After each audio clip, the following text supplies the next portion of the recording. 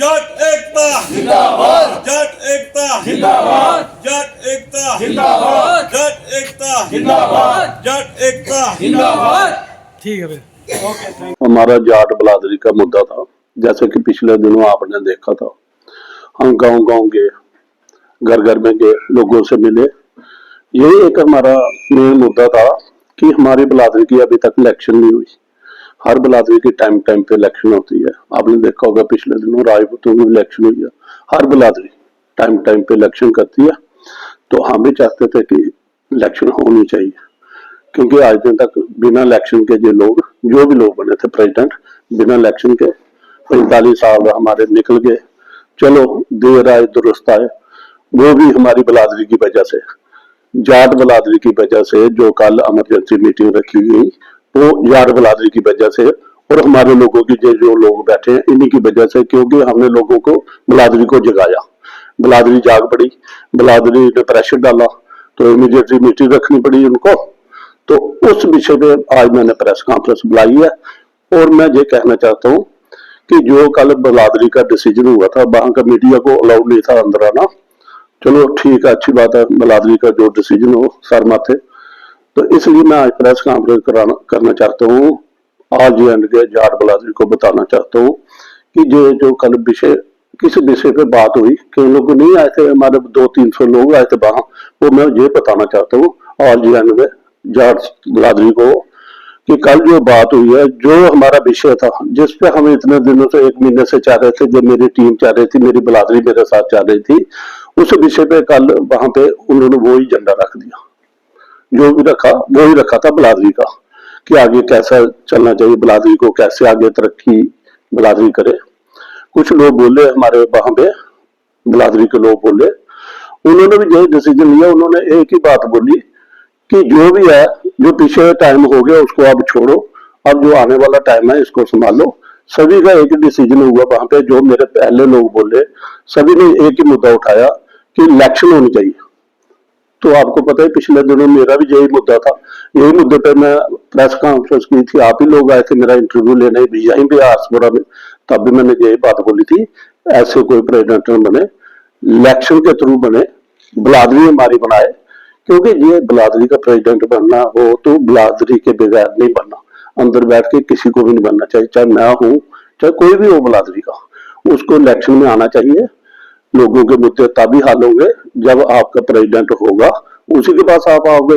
ऐसे किसके पास जाएंगे? एक तो हमारा आसपुरा में कोई ऑफिस नहीं है, हम कहते हैं बिरादरी का ऑफिस भी हो।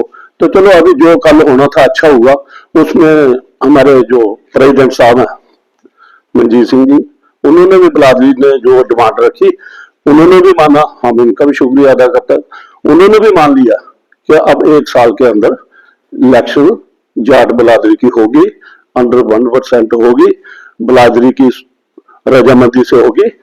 तो अच्छी बात है, हम इनको भी मुबारकबाद देते हैं मनजीत सिंह जी जो हमारे प्रेसिडेंट है। हम भी कहते हैं उन्हीं के टाइम में इलेक्शन हो जाए, उन्हीं के हाथ से हो जाए, जो भी प्रेसिडेंट बने वो अपना। मैं उनको ये कहना चाहता हूँ, आप अपना प्रोसीजर जो भी है इलेक्शन का वो आप करें। उन्होंने 1 साल का हमें टाइम दिया, हम कहते हैं कि 1 साल के अंदर अंदर जो भी फॉर्मेलिटियां वो आप पूरी करो। जो आपने 1 साल का वादा कल किया है बिरादरी के सामने, आपको 1 साल के अंदर कैसे भी कल से आप अपना प्रोसीजर शुरू करो। आप इमीडिएटली जल्दी से जल्दी कागज बनाओ और इलेक्शन का जो प्रोसीजर है वो शुरू करो। तो हम खुश हैं, मेरी बिरादरी खुश है। हम यही चाहते थे, यही हमारा एजेंडा था, ये हमारा इन्होंने एजेंडा मान लिया। अब हमारा कोई झगड़ा नहीं आपस में, हम सब जाट बिरादरी एक है। देखो, चुनाव सही तरीके से होने चाहिए, अच्छे तरीके से तब होते हैं जब आपके पास पहले तो हमें कागज बनाने, रजिस्टर कराना है, क्योंकि अभी तक हमारा रजिस्टर नहीं है, क्योंकि एक भी बार में इलेक्शन हुई। तो जो इलेक्शन ऑलरेडी हुई होती है ना, जो भी बिरादरी की हुई होती है, वो बहुत आसान होता है। वो एक ही दिन प्रेस वार्ता करके उसमें ये बताया जाता है कि भाई 2 महीने बाद इलेक्शन है ना। इसमें हमें इसलिए टाइम लगेगा क्योंकि हमारा प्रोसीजर नए सिरे से शुरू होना है, ये कागज बनने हैं, बड़ा लंबा प्रोसीजर होता है, इसलिए 1 ईयर का टाइम दिया, नहीं तो 2 मंथ में हो जाता हमारा। तो अच्छी बात है, जो भी डिसीजन हुआ कल बहुत अच्छे तरीके से हुआ, शांतिपूर्वक हुआ। हमारी बिरादरी का फैसला था, जो मेरा मुद्दा था उस मुद्दे पे इन्होंने खुद मान लिया कि इलेक्शन होनी चाहिए। तो हमने कभी शुक्रिया अदा करते हैं प्रेसिडेंट साहब कि ये मान गया। देखो वक्त आएगा, वक्त आएगा, मैं नहीं कह सकता।